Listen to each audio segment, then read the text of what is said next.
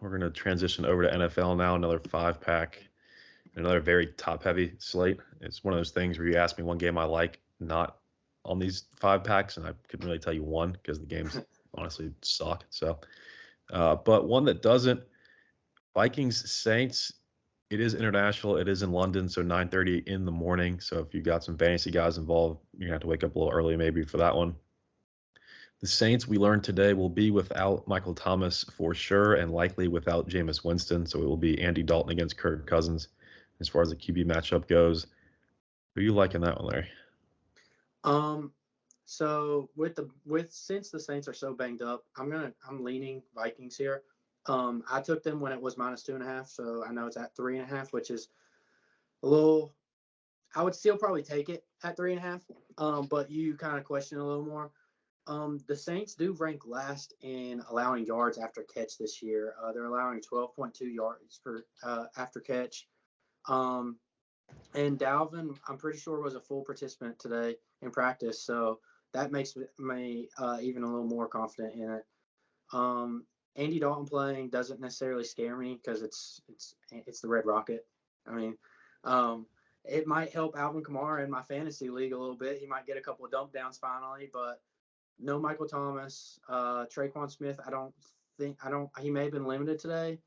And Jarvis, I think, is out. I'm not 100%. I'm pretty sure I read that he's out. So they're going to lean heavily on Olave and Kamara, and I just don't see that being enough to get past the Vikings. Yeah, I mean, Jameis adds a bit of an element of surprise to the Saints offense. It hasn't been effective to this point this season, I don't think. I mean, the Panthers shut them down pretty convincingly last week. They got a touchdown late. So I just don't. This Vikings team, I had them to win the division preseason, and they impressed me week one. They destroyed Green Bay, and that gives them a leg up. But obviously, you only go to division record if you have a tie in the overall record. So they need to keep pace. The Packers get Mac Jones-less Patriots this weekend. They're laying like 10 points. They're going to win that game.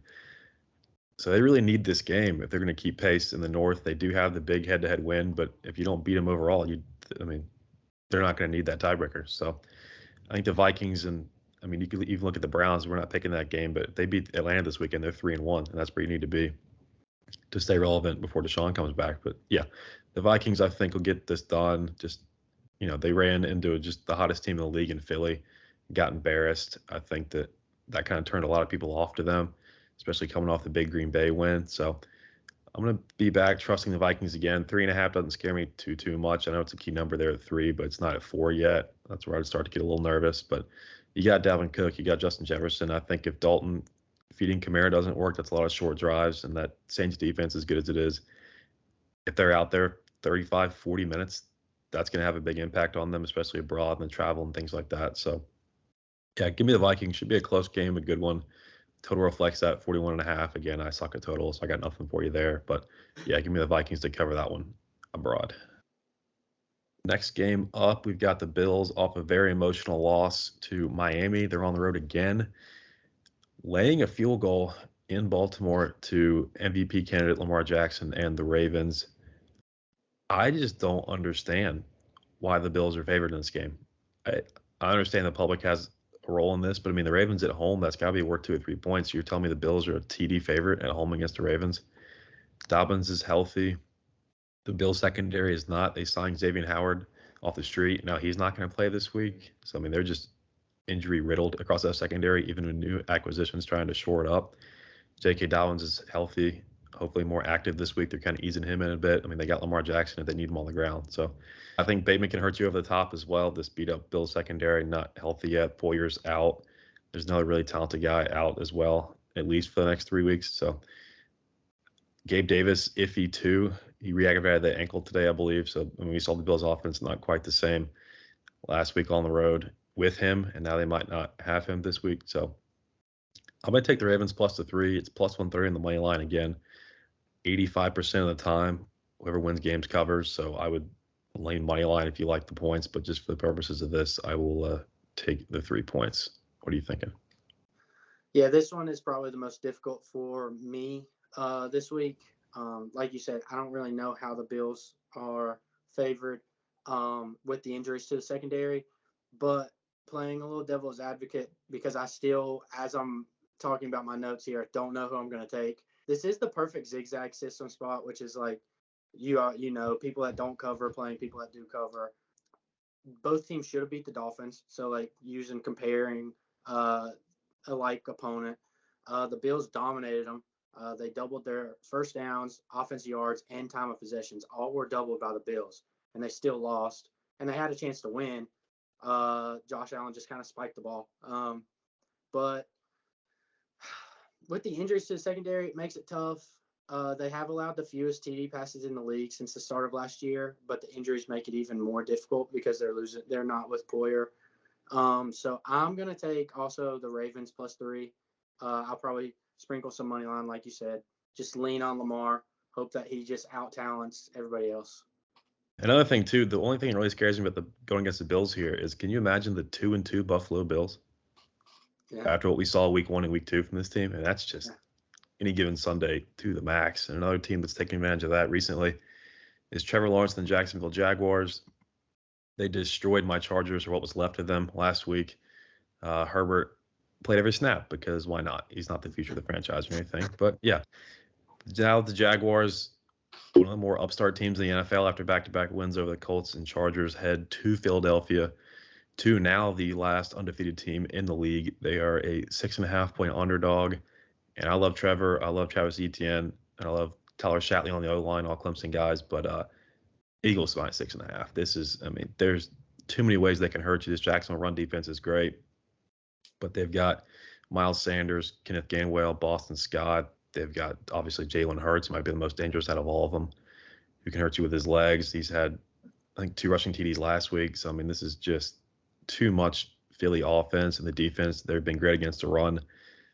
I know Robinson gashed the Chargers early and often last week, but with Jordan Davis up the middle for Philly, good luck with that. I think they're going to force Trevor to beat them, and with guys like Slay in that secondary, I just think good luck. Zay Jones a little beat up this week as well in practice. That just pushes me more towards the Eagles. I think it'll get to 7 by Sunday, so if you like them now, I'd take them now at 6.5. But yeah, just give me Philly to go 4-0 and also cover the Sunday. Yeah, like you were saying, Jack's defense is really good. Can they slow him down? I don't think so. Like you were saying, the Eagles just have too much right now, and they look too well put together. Devontae Smith, Dallas Goedert, A.J. Brown has stepped in and just became an absolute dog again. The only thing is the Eagles are 0-5 since the start of last year, when they allow 250-plus yards passing. So the way Trevor Lawrence has been playing, that could be something that comes into effect. I don't necessarily think that really matters. Trevor Lawrence could probably throw for 300, and the Eagles still probably cover for me, because I don't think the Jags can stop them enough to keep it within a touchdown this week. I just, like you were saying, with Zay Jones out and other pieces kind of missing, I don't think the Jags have enough offensive power to keep up with the Eagles this week. Maybe if it was a different week and everybody was more healthy and the Eagles didn't look so good this recent, I would take the 6.5, but I'm going to go Eagles here. Yeah, I've been all over the Eagles from pretty early on to now. I think Jalen Hurts, if you had the MVP vote today, would be the MVP. I know Lamar Jackson's right there. Josh Allen, even after a loss, is right there as well. But yeah, I've seen nothing from Philly for me to doubt them yet, and this very well may be the week. But until I see reason to not to, I'm going to trust them. 6.5. That's doable. The back door might be open there, but yeah, I like Philly. 2 games left, both pick'ems. We're going to start in the middle slate. FaZe Kyler comes across the country to play the Panthers off a pretty impressive win against the Saints. The defense showed up, essentially shot them out. Jameis and the Saints got 8 late when no one cared. But the offense, not explosive again. That Saints defense, very, very good, though, so no shame in that spot. I just think the Cardinals come across the country. It is in the middle window, helps a bit with the time change and those statistics there. I think they get it done. I don't think it's pretty. The Panthers have been in 3 ugly games so far. They've had a chance to win all 3, only won 1. You can thank Matt Rule for that. But, the Cardinals, we've seen it. They're good early. They haven't really been good early so far. Respectable loss in L.A. to the Rams last weekend. But I think they do just enough Doesn't have to be pretty. I just need to win. It's a pick 'em right now. They were actually catching a point and a half. It's moved a bit. I think the public has kind of seen some reports even earlier today that Matt Rule's lost the locker room in Carolina. So that's just a lame duck coach, I think. And so I've got to take the Cardinals here. I hate road teams, especially to travel like that, but I just think the talent's too much. James Conner's going to be big. If he gets going, I don't know if Baker can keep up, especially, Kyler Murray can obviously hurt you a million different ways as well. So give me the Cardinals. It's not my favorite bet of the week, but I'm going to have to take the better team here. Yeah. So before I get into actual statistics, beta's closed. There's no Call of Duty. It's not no Call of Duty. The beta's done. I should have trusted my instincts last week when I brought it up. So I'm going to trust it again. There's no Call of Duty this week. I'm taking the Cardinals against my Panthers. Like you said, Matt Rule, get him out of town, please. I mean, I'm just tired of seeing it. Close games. We have the talent. He can take Ben McAdoo with him and his predictable offensive schemes. Our defense is the only thing that gives us a chance in this game. Being at home, our fans are actually pretty good at home and they show up. But I don't think we have enough on offense, especially with McCaffrey missing practice yesterday. I'm not sure. I haven't seen the reports if he missed today yet or not. The Cardinals defense is actually pretty solid. The most yards that they've given up to a receiver is to Juju, 79 yards. They held Cooper Kupp to 44. And there's not been many people hold Cooper Kupp. I know that was an ugly game all around, but it's still impressive. And if they can do that to Cooper Kupp, what are they going to do to the predictable Baker Mayfield-led offense? As much as I'm not putting the blame on Baker. So I took it early, personally, even as a Panthers fan. I got it when it was plus, I believe I got it at 105. It's sitting at, last time I looked, minus 102. I would take Cardinals money line, especially if CMC's out. I would try and get it early if you do like this spot in case he does not play, because then it'll shoot up towards the Cardinals. Yeah, that's a good point. CMC, I haven't seen the practice report from today either. It's only about 1:20 Eastern, so maybe they haven't even gotten to it yet. But yeah, I mean, you hate to incorporate injuries into this kind of stuff, but if CMC's out, that's really the lifeblood of that offense. As much as Baker struggled, the DJ Moore connection not quite there. We saw a long Laviska TD. That's not going to be repeatable very much. It was a 75-yarder. Just one of those big break plays that decide games, and it did last week. I just don't know if they can get away with that this week. So yeah, and again, is Matt Rule going to win back-to-back games? I mean, really? That's yeah. I can't quite piece that together. So yeah, I'm with you there. Last one, it is a Sunday night game. It's also a pick 'em. A little bit of line movement recently as well, as the Chiefs have gone from a point favorite to a pick 'em. It's the Chiefs, it's the Bucks. It's in Tampa. They were thinking about moving it. They will not move it. Evans back from suspension. Godwin maybe back from a hamstring after coming back surprisingly early from ACL. So soft tissue injury struggles there. What do you like in this game? Because I'm really torn, honestly. I was extremely torn, mainly because of the public money. I don't like we say, we don't like tailing huge public bets like this. I just don't. I'm taking the Chiefs. I'm going to stick with my gut on this only because I don't think the Bucks offense has enough to keep up with them. I know if the weather's bad, it could turn into a little bit of an ugly game and keep it close. But being at a pick 'em, I think that Mahomes, after losing last week, is going to come back with a little bit more motivation to play well. Like you're saying, Godwin, questionable. Perriman's questionable. Julio, Gage. I mean, he'll have Mike Evans to throw the ball to right now, as of now, and then the old Cole Beasley. So I just don't see the Bucks being able to score enough. I don't think that it's necessarily probably going to be a high scoring game because the Bucks defense is solid, but it is Brady, so I could see it going the other way somewhat. But I'm sticking with my gut on this one, taking the Chiefs. Yeah, I'm with you for a lot of the same reasons. This Tampa offense hasn't shown me enough to trust them against a team as high-powered as the Chiefs. I mean, they got stifled a bit last week by Indy. They didn't have a huge offensive game against the Chargers either, but that's two quality defenses, and they ended up splitting those games. They should have won both, though. So I think even on the road in Tampa, the weather hopefully going to hold up. But, I mean, if they can just get it to Travis Kelce 10 times, that might just be enough to win it already. I mean, Clyde Edwards-Helaire has been solid so far. I think he had a multi-TD game already to this point through 3 weeks. So I don't know if Leonard Fournette can really handle a huge workload like we've seen. He had like 20-something carries a week ago. I don't know if they can keep that up. I know having top receivers back is going to help.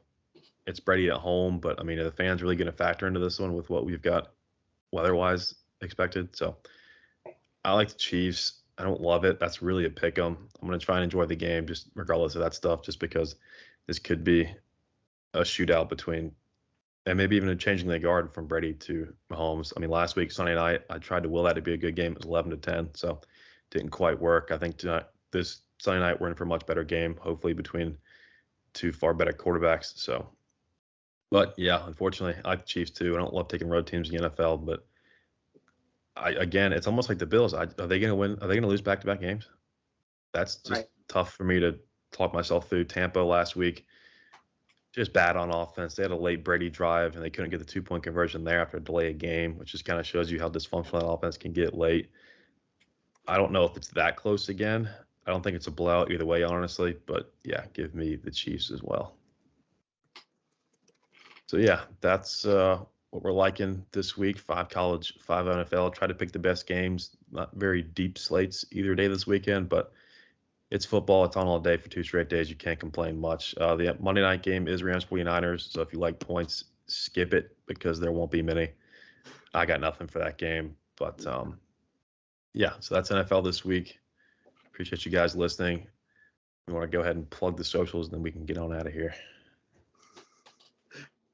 So you can follow us at LG_locks on Twitter.